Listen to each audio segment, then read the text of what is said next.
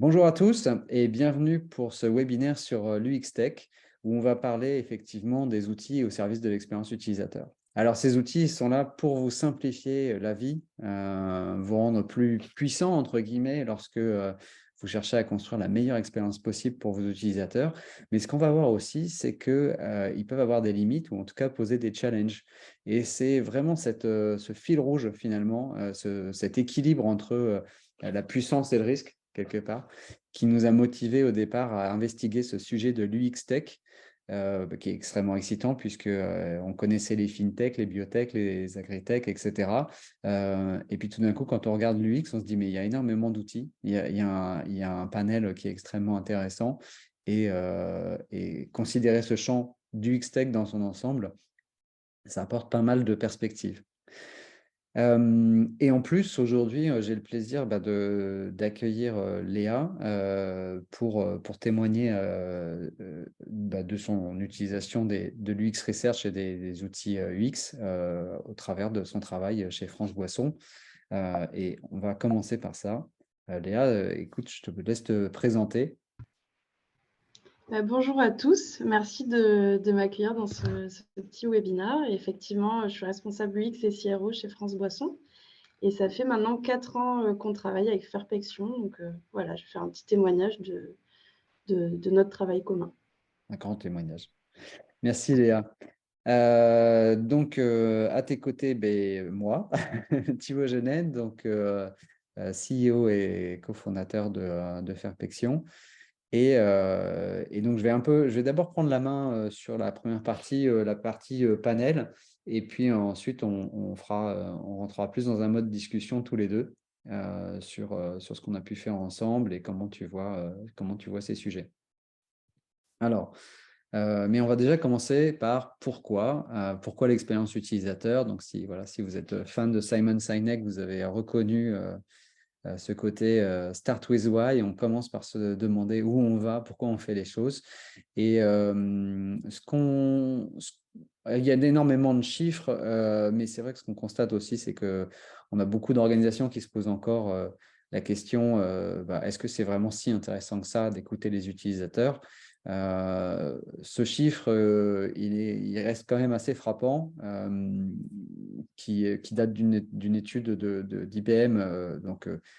L'étude est un petit peu datée, mais reste vraiment valable et qui montre que, donc c'est une grosse étude sur plus de 5000 personnes à l'international et qui montre que 2 utilisateurs sur 3 vont abandonner une expérience qu'ils vont juger décevante. Donc, voilà, ne pas travailler l'expérience utilisateur, c'est prendre le risque de perdre 2 tiers de ma cible ou même de mes visiteurs, des visiteurs pour lesquels j'ai peut-être payé, que ce soit en magasin, sur une application ou un site internet. Donc, c'est quand même un enjeu un petit peu important. La bonne nouvelle, évidemment, c'est qu'on peut travailler sur cet enjeu.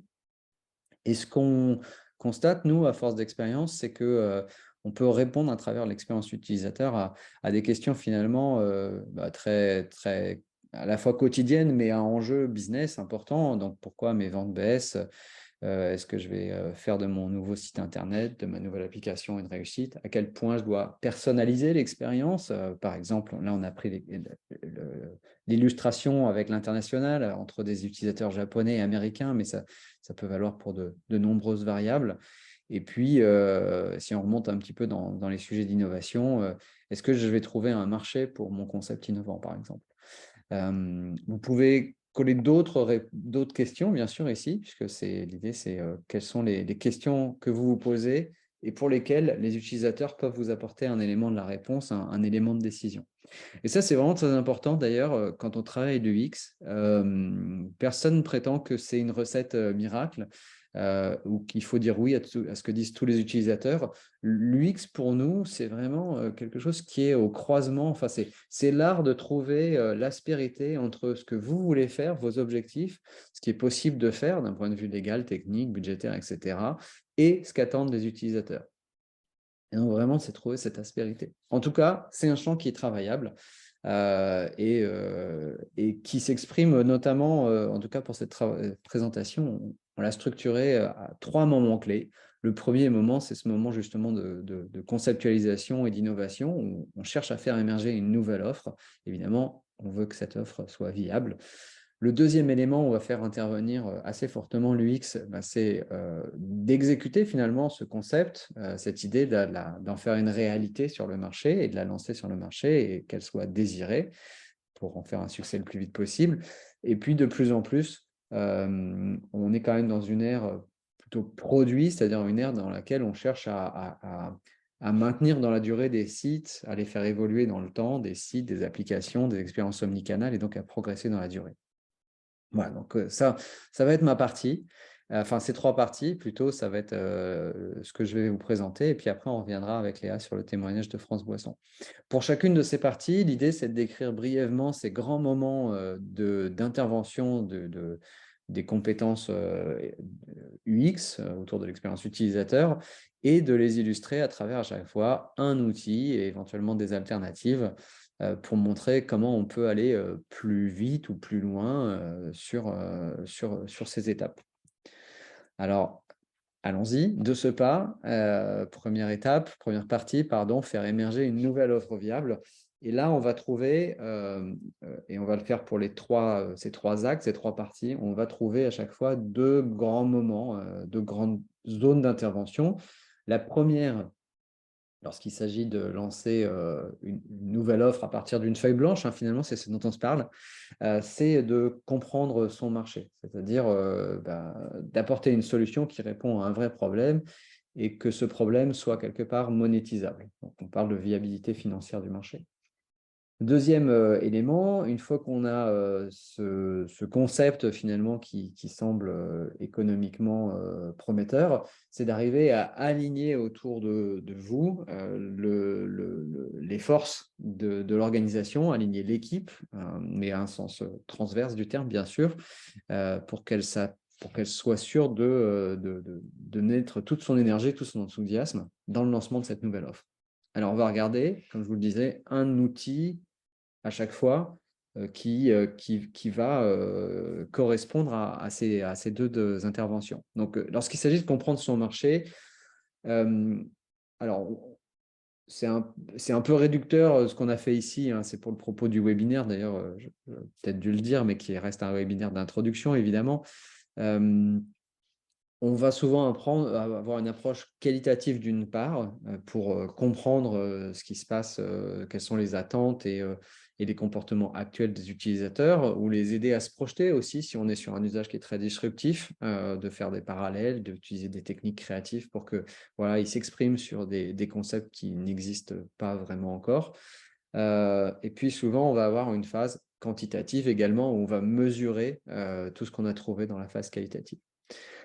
Là, on va se concentrer dans notre exemple sur la phase qualitative et prendre un exemple d'outil qui est Dovetail.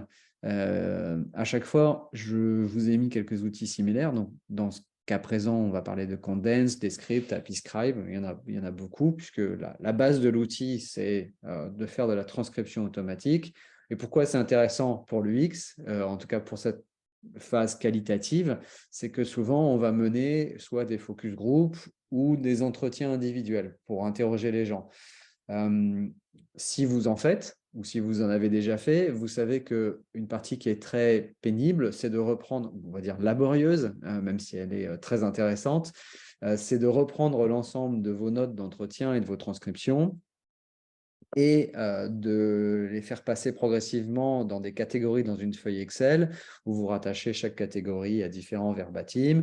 Et puis, quand vous changez une catégorie, il faut revenir dans le fichier Excel, réallouer les choses, etc. Donc, c'est quand même quelque chose d'assez laborieux. Un outil comme Dovetail ou Condense va vous permettre de faire ça beaucoup plus facilement parce que la transcription automatique des entretiens d'abord est incluse et ensuite vous allez tout simplement surligner des passages et assigner des passages aux fameuses catégories dont je viens de parler. Si vous changez d'avis, vous renommez la catégorie. Si vous voulez réassigner un verbatim à une autre catégorie ou à plusieurs catégories, vous le resurlignez d'une autre façon. Donc, une flexibilité et une rapidité dans l'analyse qui est extrêmement intéressante.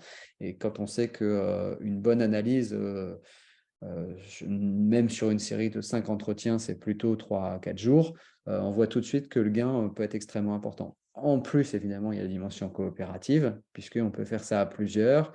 on peut revenir dessus facilement et puis extraire faire sortir des extraits vidéo, par exemple, à partir de ce qu'on a surligné pour les partager avec ses clients, par exemple. Donc, un outil extrêmement intéressant, sous réserve de maîtriser les techniques d'étude, évidemment. Ça ne vous dédouane pas du tout de bien conduire vos entretiens individuels. Et ça va être une des clés de beaucoup d'outils qu'on va voir ensemble. C'est qu'il va falloir maîtriser la technique de base pour pouvoir en tirer le meilleur parti.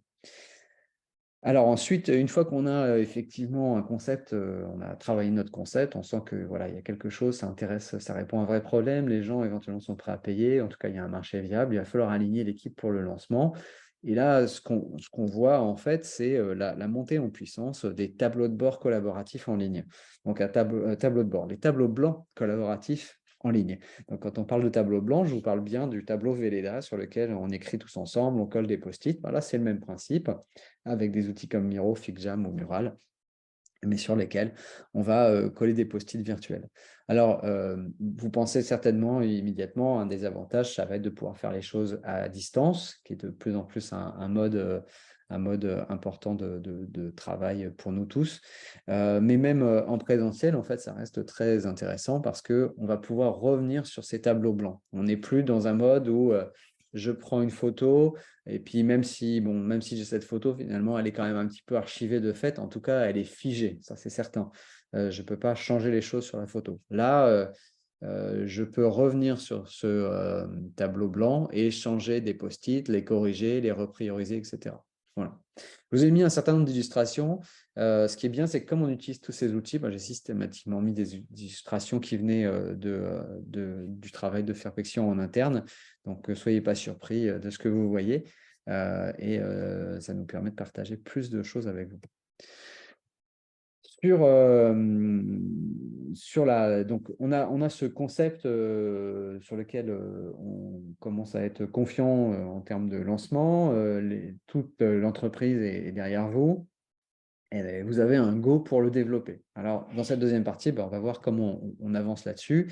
Et globalement, les gens qui travaillent sur l'UX, ils font à ce moment-là deux choses de façon itérative, en tout cas sous forme de boucle, on va dire. Ils font des prototypes, ensuite ils vont les tester. Sur la base des tests, on va faire des améliorations du prototype et idéalement, on va retester. Et ainsi de suite, jusqu'à ce qu'on ait le produit le plus pertinent a priori et qu'on puisse lancer les développements. Sachant que faire des modifications sur des prototypes coûtera toujours beaucoup moins cher que faire des modifications dans le code. Donc, c'est extrêmement intéressant d'investir dans cette phase. Sur la partie concevoir des prototypes, alors là encore, on a beaucoup de solutions. Figma en est une qui est vraiment qui a émergé finalement il y a peu d'années et s'est fait une belle part du lion et qui est connue notamment, qui a fait la une, entre guillemets, en tout cas la une de nos journaux digitaux pour avoir été racheté par Adobe récemment. Et qui est vraiment très bien, il n'y a aucun doute là-dessus. Après, il y a de la complémentarité avec d'autres, par exemple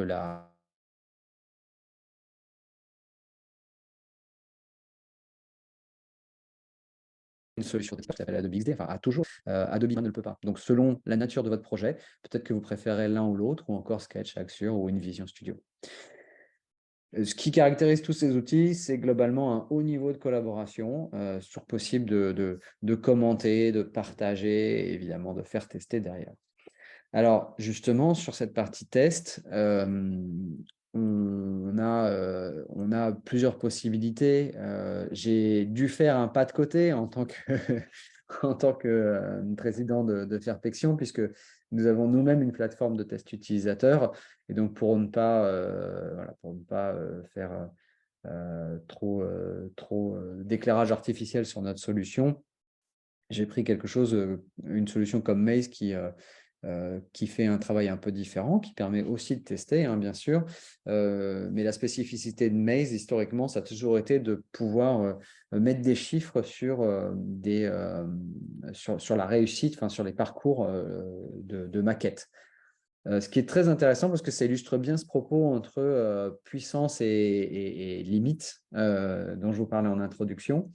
C'est évidemment puissant parce que vous pouvez voir par exemple ici qu'on a 0% de succès direct sur ce premier prototype. Donc il vient de chez nous et on l'a changé, comme vous vous en doutez.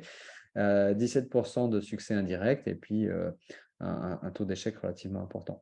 Mais ce qu'on a aussi, c'est qu'on n'a que 35 répondants. Donc, ce 17%, il n'est pas forcément si clair que ça. Il est plus à prendre avec des pincettes, comme une indication de je vais aller regarder comment je peux effectivement réaméliorer ce parcours. Il n'y a aucun doute là-dessus. Mais ce n'est pas un chiffre définitif. Et c'est là où, par contre, on n'est pas forcément tellement bien accompagné dans Maze pour nous dire, attention, à partir de quel moment les chiffres qu'on obtient vont être pertinents. Et à nouveau, j'en reviens à ce besoin d'expertise pour bien être en pleine conscience de cela. Reste évidemment que ce sont des outils puissants, que ce soit Maze ou User Testing, Fairplexion ou User Interview, des outils extrêmement puissants pour aller plus vite, avec plus de diversité géographique aussi très souvent sur vos tests utilisateurs.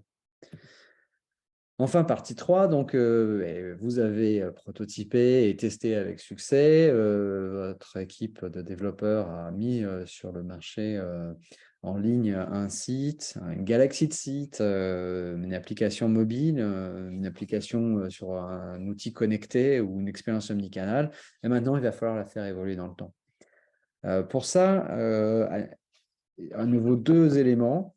L'amélioration continue, où on va aller chercher, alors on va aller chercher d'abord des datas, mais on va aussi souvent croiser ça avec des nouvelles phases de test utilisateur pour comprendre ce qui s'est passé. Je ne vais pas forcément revenir sur cette partie test utilisateur, on va plus regarder la partie chiffrée.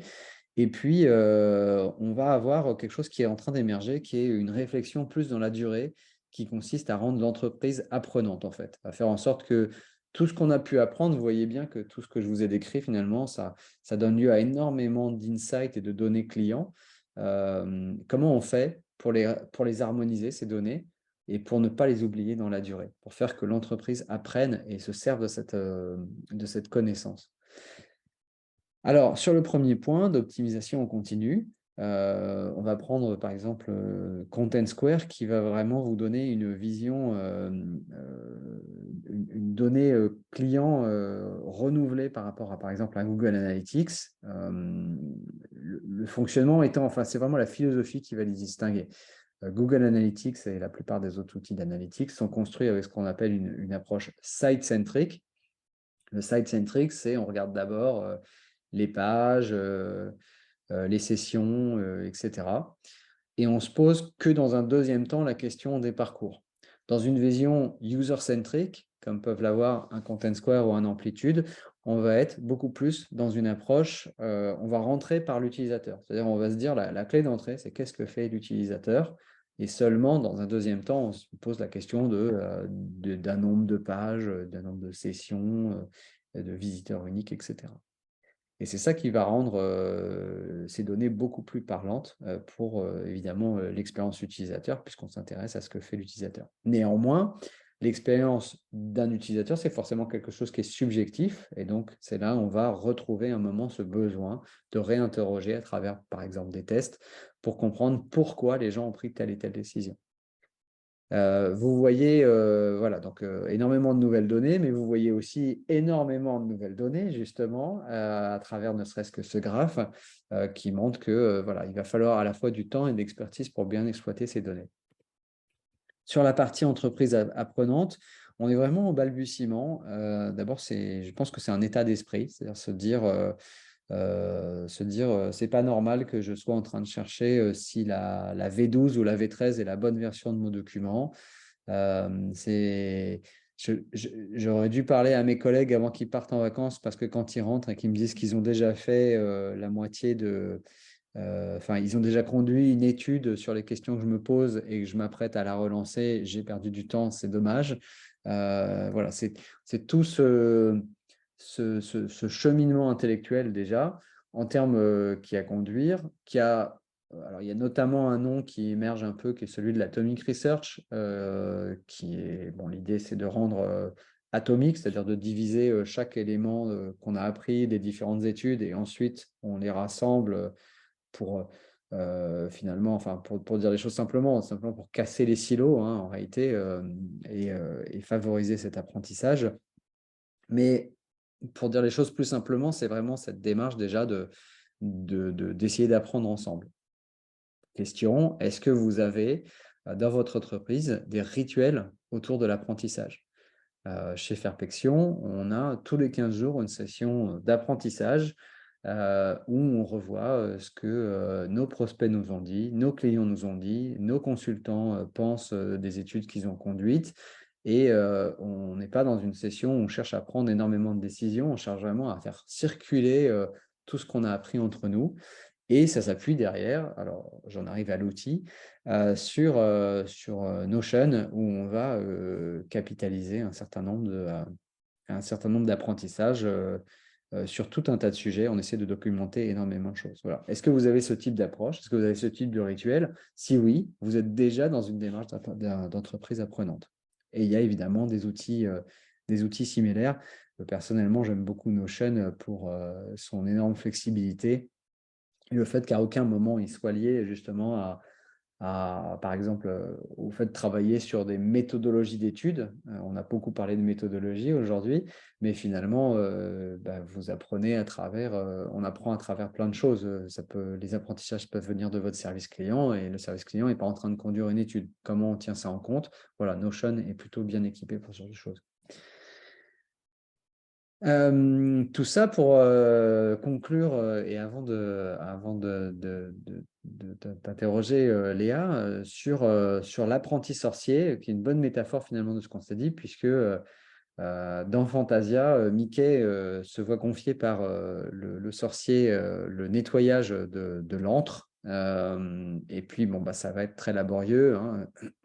Il a beaucoup d'eau à porter, c'est une grande surface, etc. Et il a une idée qui semble formidable au démarrage, qui est de prendre le chapeau de son maître et de l'utiliser pour animer un des balais qui va faire le travail à sa place. Alors tout ça semble très bien se passer jusqu'à ce que, évidemment, si vous l'avez vu, vous vous rappelez, il se réveille dans l'eau en s'apercevant que le balai mal guidé, manquant d'expertise, on va dire, pour finir avec ma métaphore, a tout simplement inondé toute la pièce. Voilà. Sur la partie UX Tech déjà, pour un vent de fraîcheur, donc Léa, si tu es avec moi, Je suis toujours là. tu m'as attendu patiemment, je te remercie. Est-ce que tu peux déjà nous parler, alors, soit tu veux nous te représenter et nous parler de France Boisson dans tous les cas? Oui, avec plaisir. Je suis responsable UX et CRO chez France Boisson. Et donc France Boisson, qu'est-ce qu'on fait? On est distributeur de boissons auprès des professionnels du CHR. Donc c'est tout ce qui est café, hôtel, restaurant. Et on livre en moyenne un CHR sur 4 en France. Ça représente un peu plus de 1,5 million de livraisons par an sur les catégories comme des bières, du vin, des spiritueux, de l'eau, enfin tout ce qu'on peut trouver dans un bar ou dans un restaurant. Hmm. Et merci. C'est important parce qu'on ne connaît pas forcément tous des industriels comme vous qui travaillez derrière ces circuits. Et c'est intéressant de voir vraiment la puissance qu'il y a derrière. Et toi, tu travailles plus particulièrement justement sur un dispositif qui s'appelle My France Boisson. Si tu veux nous en dire deux mots, et puis comme ça, voilà, on pourra rattacher à notre historique de collaboration ensemble. Oui. Alors du coup, il y a juste 2 choses que j'ai pas précisées. Donc on est bien sur un secteur en B2B. Voilà, donc c'était important de bien le préciser. Et donc effectivement, moi je travaille sur la plateforme My France Boisson, qui est notre plateforme de commande en ligne qui permet à nos clients donc professionnels de refaire leur stock de boissons directement sur le site.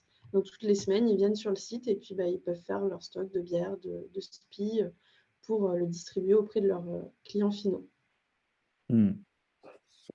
Et donc, dans le cadre qui nous intéresse aujourd'hui, donc qui est finalement autour de l'expérience utilisateur, quel a été ton besoin? Alors en fait, on a fait appel enfin ça fait depuis 2018 qu'on travaille, avec Fairpection. On a fait appel à vous sur, 2 projets.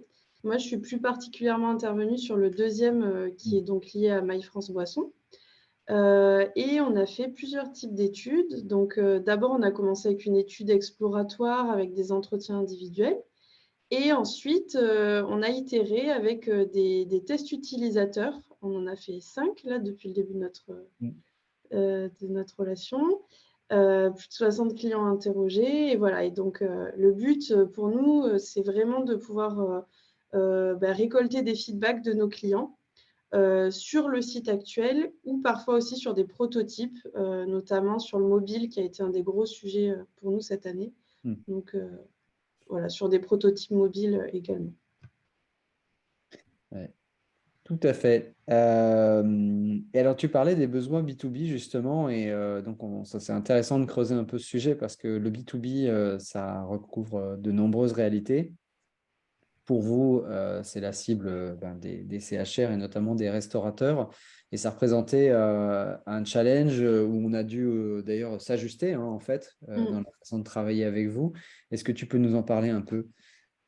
Oui, complètement. Bah, c'est vrai que nos clients, ils sont pas forcément très digitaux déjà et ensuite, ils sont très occupés, toujours en mobilité entre la mise en place du restaurant, le service, la caisse et cetera. Ce Mm. qui fait que c'est assez difficile de les capter, pour une étude terrain, d'aller les voir pendant 1 heure, sur le point de vente. Voilà, c'est des choses qui sont pas forcément évidentes et c'est pour ça que, le format de Fairpection, avec, votre plateforme, le fait que ça puisse être à distance, ça a facilité les choses, et ça permet à nos clients de pouvoir, nous répondre, au moment où eux le souhaitent, à distance et voilà, de faciliter un petit peu tous les feedbacks, qu'ils peuvent nous faire. Donc c'est un Oui. format qui marche assez bien. Et du coup, enfin, alors après, on terminera sur une question plus sur finalement le retour sur investissement ou l'impact. Mais avant ça, comment tu décrirais un peu notre partenariat? Et puis j'aimerais bien que tu en profites pour parler de notre partenariat aussi dans le cadre de tes autres partenaires technologiques, puisque c'est une vraie spécificité. Tu as mis en place je te laisse en parler. Écoute, c'est le plus simple. D'accord, merci. C'est vrai que nous, enfin, en tout, c'est hyper agréable de travailler avec vous et le plus gros point que je retiens, c'est que en fait, ça nous a vraiment aidé à donner un cadre et de la structure à nos études de par, la plateforme que vous apportez, par les protocoles de test, enfin voilà, un petit peu toute la méthodologie que vous proposez. Nous, ça nous a permis, voilà, d'aller plus vite et de donner un vrai cadre. Et sinon, comment on travaille au niveau de l'écosystème? Effectivement, on a plusieurs partenaires. On travaille aussi avec AB-Testi, avec Content Square, peut-être comme d'autres personnes là qui participent au webinar, Hmm. et aussi des UX designers en externe. Et c'est vrai qu'on a essayé de construire un écosystème avec ces différents partenaires. Par exemple, on fait un petit tour de table au moins 1 fois par mois où on partage les idées, les restes des études, et on essaie de s'alimenter les uns les autres pour, comme tu le disais, tout à l'heure, ne pas fonctionner en silo, mais plutôt, Hmm. capitaliser sur les différents insights et la connaissance que chacun a pu récolter et voilà, le mettre, au bénéfice de tous. Hmm. Et ouais, là, je pense que tu nous livres quand même une pépite, hein. En réalité, je veux quand même mettre le doigt dessus parce que c'est une vraie façon de contrecarrer les limites dont je parlais dans la présentation. C'est-à-dire que c'est normal aussi que chaque outil voit entre guillemets midi à sa porte, mais en remettant cette transversalité et cette collaboration et puis l'expertise de chacun, on en tire vraiment des choses très intéressantes. Mmh. Voilà. Ce qui nous amène justement à la partie résultat. Donc, alors concrètement, qu'est-ce que ça a changé de votre côté? Alors, il y a 3 résultats que je peux vous partager, enfin, en tout cas, 3 éléments sur lesquels on est super satisfait. Déjà, la première chose, c'est que, en travaillant avec vous, on a pu, récolter des vrais insights clients et surtout des recommandations concrètes puisque, à la suite de chaque étude, vous nous accompagnez, vous nous formulez des recommandations et la combinaison des 2, c'est vraiment, une petite mine d'or pour nous, sur laquelle on travaille, au quotidien. Ensuite, un résultat plus, chiffré. On a pu faire augmenter, au fil du partenariat notre score utilisateur. En Mmh. fait, à la fin de chaque, étude utilisateur, les utilisateurs mettent une note de 0 à 5 sur le parcours qu'ils ont testé. Et comme ça, nous, ça nous permet de voir, parce que souvent on fonctionne par itération, ça nous permet de voir, si les améliorations qu'on a apportées, fonctionnent bien, ont un bon accueil et par exemple, on est passé d'une note de 3,9 sur 5 à 4,1 sur 5. Ça peut paraître minime, mais pour nous, c'était déjà un bon témoignage des ajustements qu'on avait pu faire. Mmh. Et enfin, dernier chiffre, et je pense qu'on va terminer sur celui-là, Mmh. c'est que, on a également pu, augmenter notre taux de conversion, qui a augmenté de 7 en 1 an. Donc évidemment, c'est un travail collectif. Comme je disais, on travaille avec plusieurs, outils, plusieurs interlocuteurs. Mais voilà, au global, ce qui est intéressant de voir, c'est qu'aussi en termes de chiffres, il y a eu de bons résultats et on compte, poursuivre dans ce sens. Merci beaucoup Léa. C'était toutes les questions que j'avais pour toi et avec ça, on a, vu effectivement l'ensemble, des éléments qu'on voulait déjà partager avec vous, sur, l'UX Tech.